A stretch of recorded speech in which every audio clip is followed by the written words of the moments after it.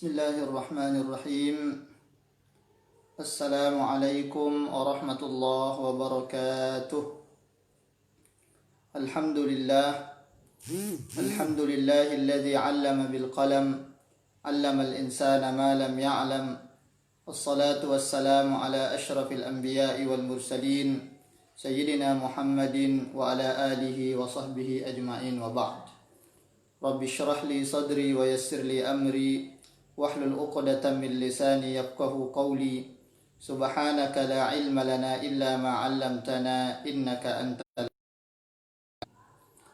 Para santri pesantren virtual yang sama-sama berbahagia, alhamdulillah, satu kesyukuran luar biasa bagi kami secara pribadi dan bagi teman-teman yang ikut mengisi pengajian di pesantren virtual. Mudah-mudahan segala niat baik kita, usaha kita untuk saling berbagi dan menyambung silaturahim antara kita meskipun dengan jarak jauh, mudah-mudahan itu semua beroleh pahala yang berlipat ganda bagi kita sekalian di sisi Allah Subhanahu wa taala. Sesuai dengan jadwal yang diberikan oleh pengelola pesantren virtual bahwa pada pekan pertama dan pekan ketiga di malam Ahad seperti ini, insya Allah saya Muhammad Amri, salah satu pembina yang kemudian ikut berpartisipasi bersama teman-teman pesantren virtual. Dalam kesempatan ini insya Allah saya sesuai dengan apa yang diamanahkan oleh pengelola pesantren virtual akan membawakan pengajian yang insya Allah mengangkat salah satu kitab yang mudah-mudahan kitab ini bisa memberikan pencerahan bagi saya secara pribadi dan bagi kita sekalian insya Allah. Di antara teman-teman yang membawakan pengajian, biarlah saya yang mengambil bagian tafsirnya insya Allah. Dan adapun tafsir yang akan kita angkat adalah tafsir dari Juz Amma. Insya Allah akan membaca karya seorang ulama, Syekh Wahbah Az-Zuhaidi, yaitu At-Tafsir Al-Munir fil Aqidati Wasyari'ati wal Manhaj. Insya Allah kita akan memulai di surah Al-Fatihah terlebih dahulu, kemudian akan kita langsung lanjutkan pada juz 30 sampai surah-surah berikutnya insya Allah. Para pemirsa yang sama-sama dimuliakan oleh Allah, kenapa kami memilih At-Tafsir Al-Munir? Yang pertama, kalau di pesantren dulu kita seringnya membaca Tafsir Al-Jalalain. Mungkin kadang juga ada pesantren yang membaca Tafsir Al-Maraghi dan seterusnya. Saya memilih membaca At-Tafsir Al-Munir dalam kesempatan pengajian kita di dalam pesantren virtual ini. Yang pertama sebagai pengalaman juga bagi saya secara pribadi. Yang kedua semakin mendapatkan wawasan tambahan dari bacaan-bacaan kitab-kitab yang berbeda-beda insya Allah. A'udzu billahi minasyaitonir rajim. Bismillahirrahmanirrahim. Alhamdulillahi rabbil alamin, arrahmanir rahim, maliki yaumiddin, iyyaka na'budu wa iyyaka nasta'in, ihdinas siratal mustaqim, siratal ladzina an'amta 'alaihim ghairil maghdubi 'alaihim waladdallin.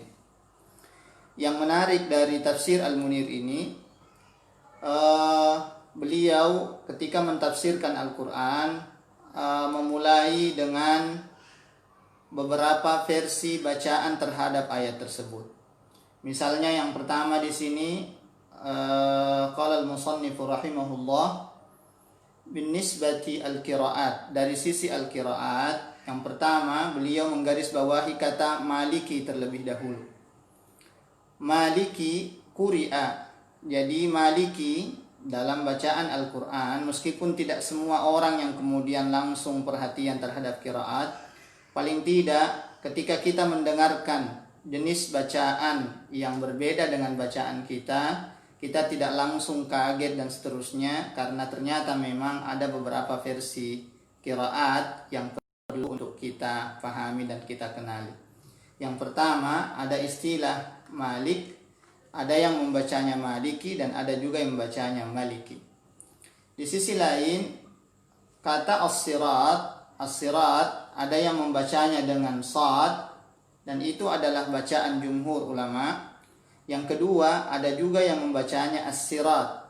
Jadi seandainya umpama misalnya kita mendapatkan seorang ulama atau kaset seperti itu yang membaca dengan as-sirat menggunakan sad atau menggunakan as-sirat, itu selama dia mempunyai riwayat yang bisa diperpegangi, maka itu adalah jenis bacaan yang menjadi kesepakatan, karena memang ada riwayat yang mendukung bacaan tersebut.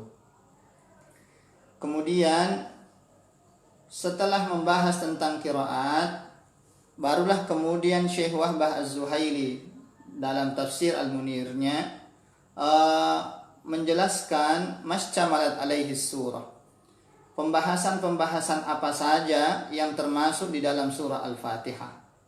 Tadammanat hadhihi suratu ma'ani al-Qur'an al-azim. Yang pertama itu mengandung banyak makna-makna Al-Qur'an al-azim. Yang pertama, washtamalat ala usulid dini wa furu'ihi. Meskipun hanya 7 ayat, tapi dalam surah Al-Fatihah itu mencakup usuluddin wa furu'ihi, dasar-dasar agama bahkan sampai ke cabang-cabangnya, meskipun hanya dengan 7 ayat. Apa-apa saja yang dicakup di dalam surah Al-Fatihah? Watanawalatil aqidah. Yang pertama, surah Al-Fatihah di dalamnya ada pembahasan tentang akidah. Wal ibadah, dalamnya juga ada masalah ibadah. Wat tasyri', ada syariat di dalamnya. Wal imanu bil ba'si, ada iman terhadap hari kebangkitan. Wa bi sifatillahil husna, di dalam surah Al-Fatihah juga ada sifat-sifat Allah al-husna. Wa ifraduhu bil ibadati wal isti'anatu wad du'a, di dalam surah Al-Fatihah juga terdapat kita beribadah kepada Allah semata-mata hanya kepadanya yang esa, wal isti'anah, dan hanya memohon perlindungan kepadanya, wad du'a. Wal irsyadu ila talabil hidayah, di dalam surah Al-Fatihah juga didapatkan permohonan kita agar diberikan petunjuk untuk meminta hidayah ila dinil haq, terhadap agama yang benar, wassiratal mustaqim, dan jalan yang lurus. Wa tajannubi tariqil munharifin an hidayatillahi ta'ala, bukan hanya memohon diberikan petunjuk oleh Allah terhadap jalan yang benar, terhadap jalan as-siratal mustaqim, melainkan juga kita memohon perlindungan kepada Allah agar kita dijauhkan dari jalan-jalan yang tidak diinginkan oleh Allah. Diistilahkan oleh musannif tariqal munharifin, atau jalan yang keliru atau jalan yang tidak betul dari hidayah Allah Subhanahu wa taala. Berikutnya yang menarik dari kitab At-Tafsir Al-Munir adalah beliau memulai dengan menjelaskan apa-apa saja nama-nama surah Al-Fatihah. Lil Fatihah isna asyara isman. Surah Al-Fatihah memiliki 12 nama. Zakaraha Al-Qurtubi, sebagaimana dijelaskan oleh Al-Imam Al-Qurtubi. Yang pertama, wahiyya as-salah, ya. Ada kesempatan di mana surah Al-Fatihah dinamai dengan as-salah. Dan ini saya kira adalah sebuah istilah yang jarang. Apa dasarnya? Lil hadisil qudsi. Itu berdasarkan hadis qudsi. Qasamtus salata baini wa baina abdi nisfaini. Di dalam riwayat itu dijelaskan bahwa Allah Subhanahu wa taala membagi salat baini, kata Allah, antara saya, kata Allah, wa baina abdi nisfaini, menjadi dua bagian.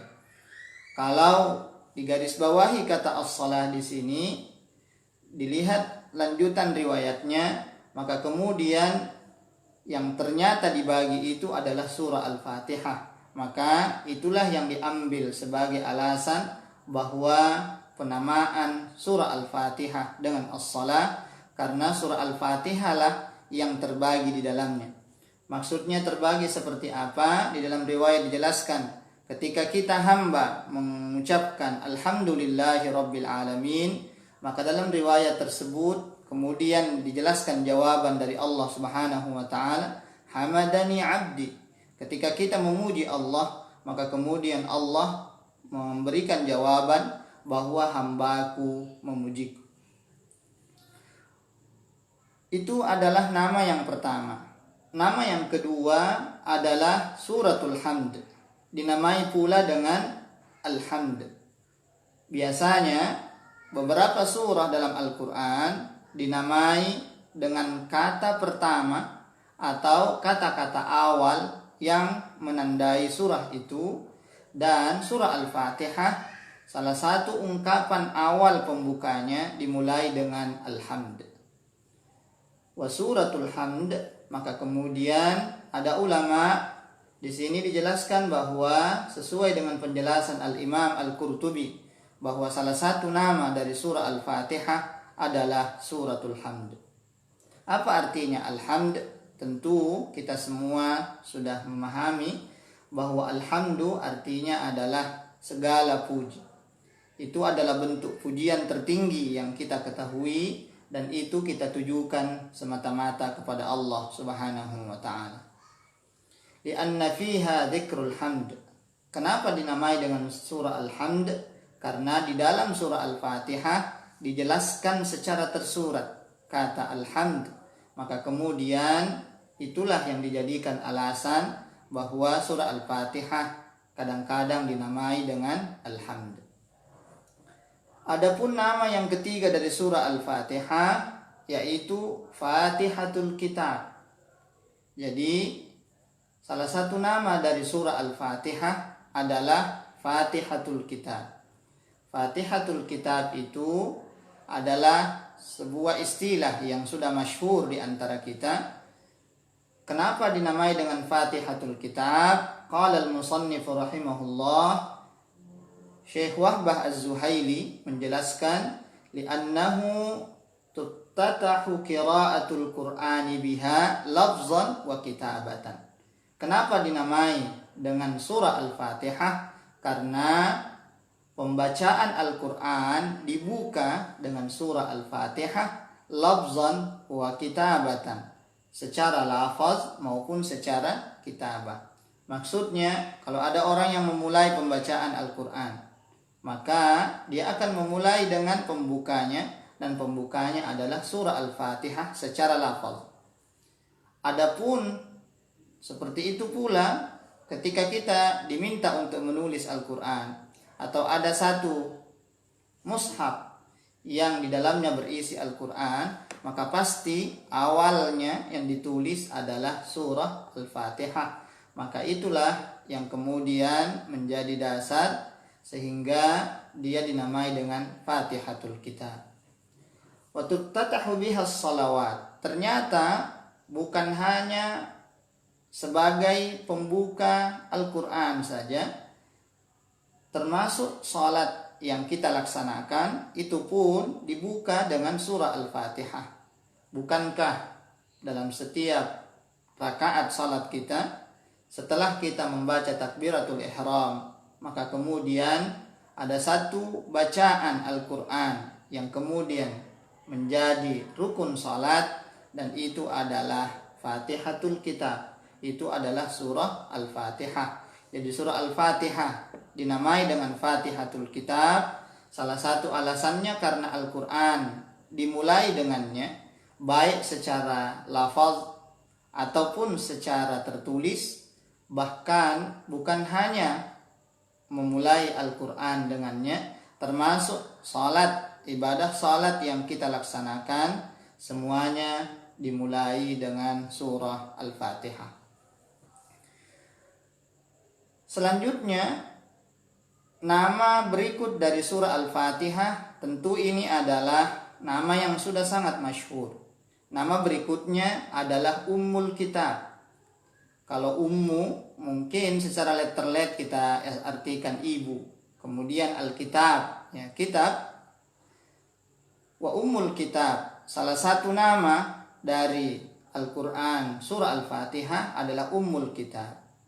Dan ini adalah nama yang dianggap sebagai pendapat jumhur ulama, bahwa Al-Quran atau surah Al-Fatihah dinamai dengan Ummul Kitab.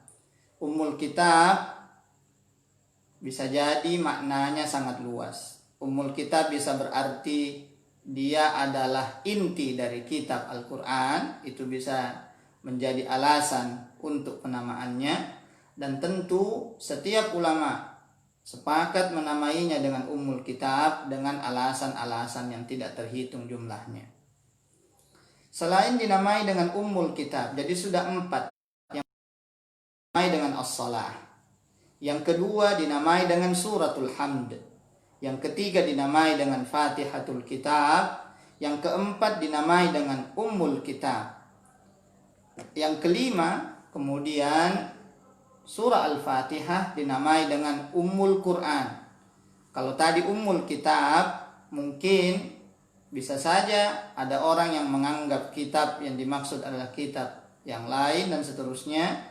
Namun nama yang kelima adalah Ummul Quran. Itu sudah sangat jelas bahwa surah Al-Fatihah adalah inti dari Al-Quran. Fi ra'yil jumhur, dan itu pun menjadi pendapat jumhur ulama, liqaulihi sallallahu alaihi wasallam. Musannif rahimahullah di sini mengutip salah satu hadis Nabi sallallahu alaihi wasallam, alhamdulillah. Maksudnya surah yang dimulai dengan alhamdulillah, yaitu surah Al-Fatihah, langsung dijelaskan Ummul Quran. Dia adalah Ummul Quran. Wa Ummul Kitab, dia juga dinamai dengan Ummul Kitab. Kemudian As-Sab'ul Masani. As-Sab'ul Masani ini juga menjadi satu istilah khusus yang kebanyakan ulama mengembalikannya kepada surah Al-Fatihah. Jadi secara sederhana bagi kita mungkin yang selama ini hanya tahu bahwa Al-Fatihah namanya surah Al-Fatihah saja, ternyata menurut ulama-ulama tafsir namanya itu tidak satu. Ada As-Salah tadi yang pertama, kemudian Al-Hamd yang kedua, ada yang menamainya dengan Fatihatul Kitab, ada yang menamainya dengan Ummul Kitab, ada pula Ummul Quran. Kemudian berikutnya berdasarkan riwayat yang tadi dari Rasulullah SAW, wal masani. Ya, wal masani. Apa yang kemudian diistilahkan dengan al-masani? Al-masani li'annaha tusna fi kulli rak'atin. Karena dia diulang-ulang pada setiap rakaat. As-sab'ul masani, kalau itu mau dirangkai, as-sab'u artinya 7 ayat. Al-masani yang berulang-ulang. Karena seandainya mau dicari surah apakah yang paling banyak berulang dalam Al-Quran, tanpa menanyakan kepada semua orang sekalipun, kita sudah bisa mengkalkulasinya secara tidak langsung. Seperti apa misalnya, tidak usah jauh-jauh, di dalam pribadi kita seorang muslim, satu orang saja, kita salat 5 kali sehari. Ya, mulai dari salat subuh 2 rakaat, otomatis setiap rakaatnya sudah ada surah Al-Fatihah di situ. Di duhurnya sudah 4, di asar sudah 4, maghrib 3, isyanya 4. Itu baru yang wajib. Itu saja sudah menunjukkan dalam satu lidah seorang muslim saja surah Al-Fatihah sudah diulang berapa kali. Itu baru dalam salat-salat wajib. Belum bagi orang-orang yang melaksanakan salat sunat, misalnya salat sunat rawatib, salat sunat duha, salat sunat tahajud dan seterusnya, maka di setiap rakaat itu pun diulang-ulang surah Al-Fatihah. Dan itulah kemudian yang diambil hikmah oleh para ulama. As-sab'ul masani, 7 ayat yang diulang-ulang, dijelaskan oleh musannif di sini Syekh Wahbah Az-Zuhaili dalam tafsirnya bahwa al-masani dinamai dengan al-masani li'annaha tusna fi kulli rak'atin, karena dia adalah surah yang diulang-ulang terus dalam tiap rakaat. Adapun nama berikutnya wal Qur'an al-Azim. Ya, wal Qur'an al-Azim, secara sederhana istilah Al-Quran itu mencakup seluruh surah Al-Quran. Tapi di dalam tafsir yang mengutip juga pendapat Imam Al-Qurtubi, ya, seorang ulama tafsir juga dengan karyanya yang dikenal dengan tafsir Al-Qurtubi, ternyata memasukkan nama surah Al-Fatihah salah satunya adalah Al-Quran Al-Azim. Al-Quran kan seharusnya menunjuk semuanya, tapi beliau mengambil istilah Al-Quran Al-Azim sebagai nama dari surah Al-Fatihah. Tentu itu bukanlah sebuah pendapat-pendapat biasa, melainkan disandarkan kepada informasi dari Rasulullah Muhammad sallallahu alaihi wasallam. Apa alasannya menurut Syekh Wahbah Az-Zuhaili dalam tafsirnya dinamai dengan Al-Quran Al-Azim litadammuniha jami'a ulumil Quran? Salah satu alasannya karena surah Al-Fatihah di dalamnya mencakup seluruh ulumul Quran wa maqasiduhu al-asasiyah, dan di dalam surah Al-Fatihah juga mengandung maksud-maksud inti dari Al-Quran secara keseluruhan. Luar biasa, surah Al-Fatihah hanya 7 ayat, namun dia syamil dalam istilah tertentu. Syamil artinya dia mencakup keumuman-keumuman yang ada di dalam Al-Quran, dan itu pula lah yang diambil hikmah oleh sebagian ulama, terutama musannif kita, yaitu Syekh Wahbah Az-Zuhaili dalam tafsirnya At-Tafsirul Munir ini, memasukkan salah satu nama surah Al-Fatihah adalah Al-Quran Al-Azim. Kemudian nama berikutnya adalah Asy-Syifa. Asy-Syifa tentu kita semua sering mendengarkan istilah ini. Kenapa? Banyak orang yang menamai anaknya dengan Syifa. Ada juga orang yang mengambil nama ini sebagai nama perusahaan atau nama toko dan seterusnya. Khususnya yang berkaitan dengan kesehatan dan seterusnya. Karena memang kata Asy-Syifa, ya, ini jugalah yang kemudian dalam bahasa Arab yang seakar kata dengan kata mustashfa. Mustashfa dalam bahasa Arab biasanya kita lihat dimaknai dengan rumah sakit, ya, tempat penyembuhan. Dan memang kata Asy-Syifa itu menjadi salah satu nama dari surah Al-Fatihah, karena didasarkan kepada hadis Rasulullah SAW, Fatihatul Kitab, pembuka Al-Quran itu syifa'un min kulli sam. Ya. Jadi Fatihatul Kitab oleh Rasulullah SAW disampaikan bahwa dia adalah obat dari segala macam racun yang ada. Meskipun hal ini tentu membutuhkan pembahasan-pembahasan yang lebih jauh, namun paling tidak dari informasi di awal tafsir Al-Munir ini kita diberikan pelajaran-pelajaran yang luar biasa, singkat namun sangat padat, luar biasa. Yang pertama tadi surah Al-Fatihah kadang-kadang dinamai dengan As-Salah. Yang kedua dinamai dengan Alhamd, karena di dalamnya disebut kata Alhamd. Di dalamnya juga dinamai dengan Fatihatul Kitab. karena memang dia adalah pembuka kitab. Di waktu yang sama dia juga dinamai Ummul Kitab. Ya. Kemudian Ummul Quran, menyusul As-Sab'ul Masani, kemudian Al-Quran Al-Azim, dan selanjutnya dinamai dengan Asy-Syifa. Selain nama Asy-Syifa, dia juga kadang-kadang dinamai dengan Ar-Ruqyah. Ya.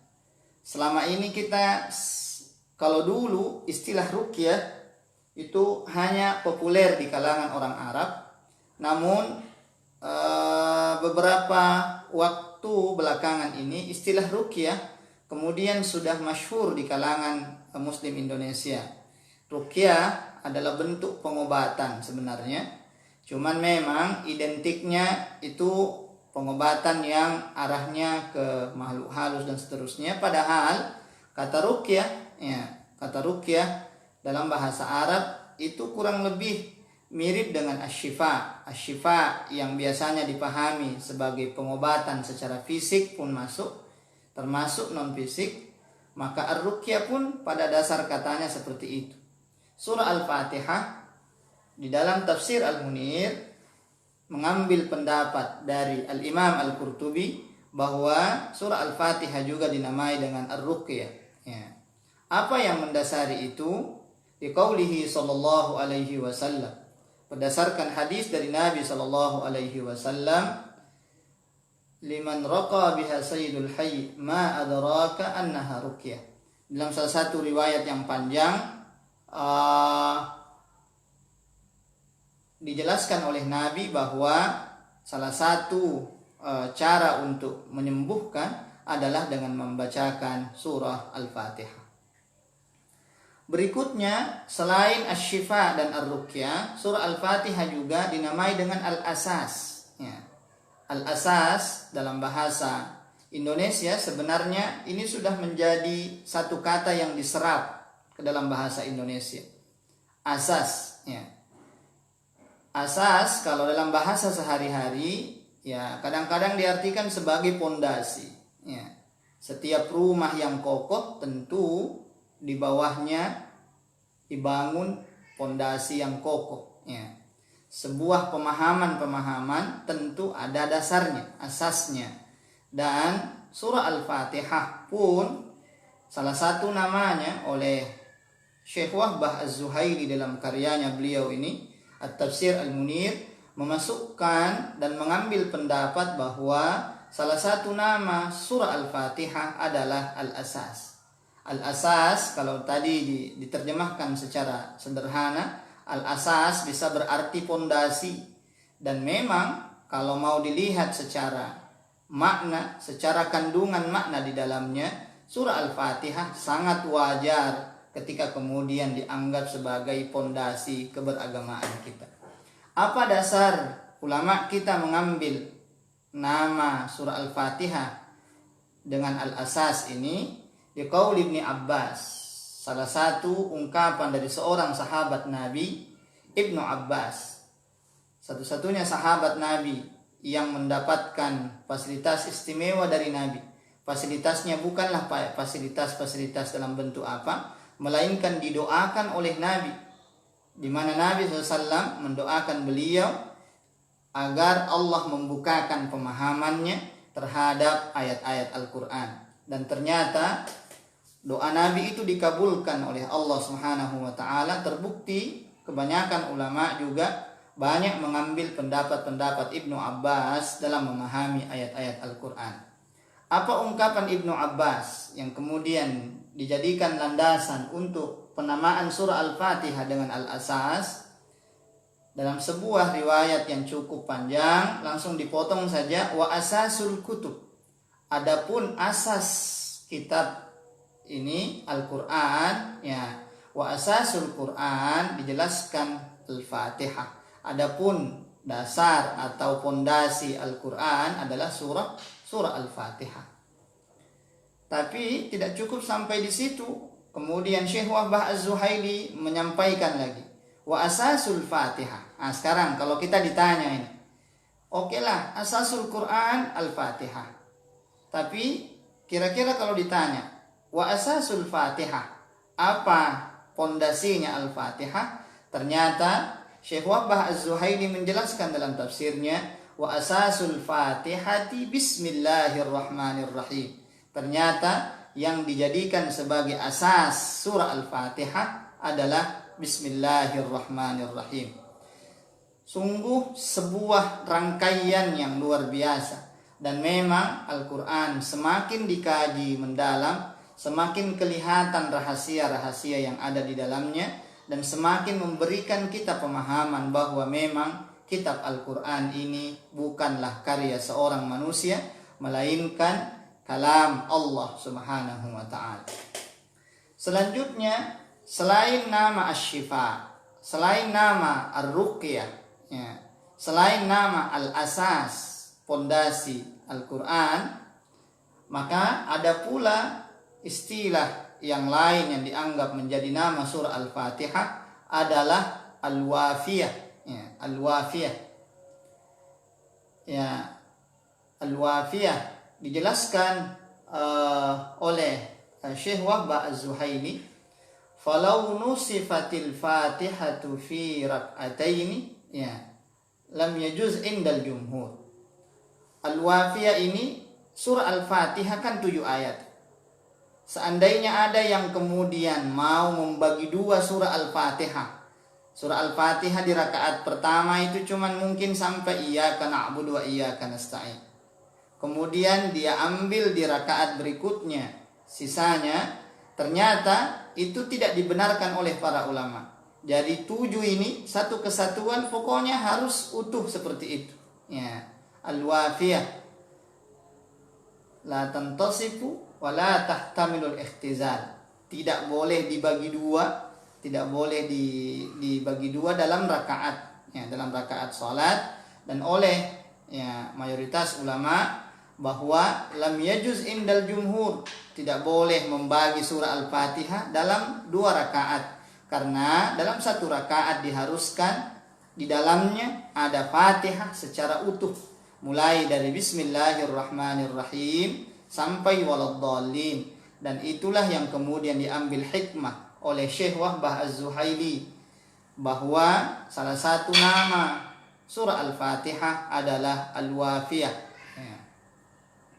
Selanjutnya yang terakhir, ya, tadi ada 12 nama, kita sudah lewatkan 11, maka yang ke-12 adalah Al-Kafiyah. Ya, Al-Kafiyah. Al-Kafiyah, ya, kalau bahasa sehari-hari kadang-kadang diambil istilah kafa, ya, cukup. Ya. Al-Kafiyah bisa jadi kalau dalam bahasa sehari-hari surah Al-Fatihah dianggap sebagai sesuatu yang mencukupkan. Al-Kafiyah li'annaha takfi an siwaha. Ya. Jadi surah Al-Fatihah sendiri dianggap sesuatu yang cukup. Kenapa? Karena dia berdiri sendiri saja mewakili Al-Quran, itu sudah dianggap sesuatu yang cukup. Ya, Al-Kafiyah li'annaha takfi an siwaha. Meskipun memang Al-Quran kita melihatnya secara utuh, namun dalam kesempatan-kesempatan tertentu, misalnya kita membaca surah Al-Fatihah, di dalamnya sudah mengandung kandungan-kandungan inti dari Al-Quran Al-Karim. Wala yakfi siwaha anha. Sementara tidak ada satu surah yang lain pun yang bisa mewakili surah Al-Fatihah. Jadi dinamai dengan Al-Kafiyah menurut Syekh Wahbah Az-Zuhaili. Al-Kafiyah artinya cukup. Cukup itu dalam arti apa? Surah Al-Fatihah bisa dianggap mencakup surah-surah lainnya. Sementara 113 surah yang lain, tidak satu pun dari surah-surah yang lain itu yang dianggap mencakup surah Al-Fatihah di dalamnya. Ini adalah sebuah gambaran betapa keluasan ilmu para ulama-ulama kita di masa lalu. Maka tanggung jawab kita generasi sekarang adalah dari karya-karya ulama-ulama kita yang lalu itu adalah kita wajib untuk membaca itu semua, karena sangat disayangkan ketika hasil-hasil olahan-olahan tulisan-tulisan ulama-ulama kita di masa lalu kita lewatkan seperti itu saja, sementara di dalamnya banyak rahasia-rahasia luar biasa yang dapat kita ambil. Jadi secara sederhana luar biasa kita mendapatkan pelajaran dari kitab yang dituliskan oleh Syekh Wahbah Az-Zuhaili. Mudah-mudahan meskipun baru membuka dari kulit-kulitnya saja, dan ini menjadi pembuka pertemuan kita. Mudah-mudahan niat baik pengelola pesantren virtual ini bersama para asatizah yang ikut meramaikan, mengisi pengajian di pesantren virtual ini, kita semua diberikan kesehatan, terutama pula bagi para pemirsa, para saudara-saudari sekalian yang meluangkan waktu untuk ikut menyaksikan kajian-kajian yang ada di dalam pesantren virtual ini. Mudah-mudahan kita semua diberikan kesehatan oleh Allah Subhanahu wa taala. Mudah-mudahan di tengah pandemi yang melanda ini kita semua termasuk orang-orang yang dilindungi oleh Allah Subhanahu wa taala. Meskipun kita juga dianjurkan untuk mengikuti protokol yang ada, namun perlindungan yang tertinggi tentunya adalah perlindungan dari Allah Subhanahu wa taala. Saya dari jauh di Maluku Utara menyapa secara virtual. Mudah-mudahan ada kesempatan yang mempertemukan kita sekalian, dan insya Allah kita akan melanjutkan pembahasan-pembahasan berikutnya di waktu-waktu yang akan datang. Maka meskipun sedikit, ketika itu dimanfaatkan dengan baik dan bisa kita ambil sebagai pelajaran-pelajaran berharga, maka insya Allah itu akan menjadi ladang pahala yang berlipat ganda dan berberkah bagi kita sekalian. Insya Allah kita akan melanjutkan bacaan kita, membaca kitab At-Tafsir Al-Munir karya Syekh Wahbah Az-Zuhaili, yang insya Allah mudah-mudahan kita akan mengambil faidah dan manfaat yang banyak pada waktu-waktu yang akan datang. Mungkin sekian dari kami, mohon maaf lebih dan kurangnya. Mudah-mudahan kita semua diberikan umur yang panjang, kesehatan walafiat. Mudah-mudahan kita dipertemukan pada sesi berikutnya insya Allah, mudah-mudahan tanpa halangan apa-apa. Akhirul kalam, Allahul musta'an. Assalamualaikum warahmatullahi wabarakatuh.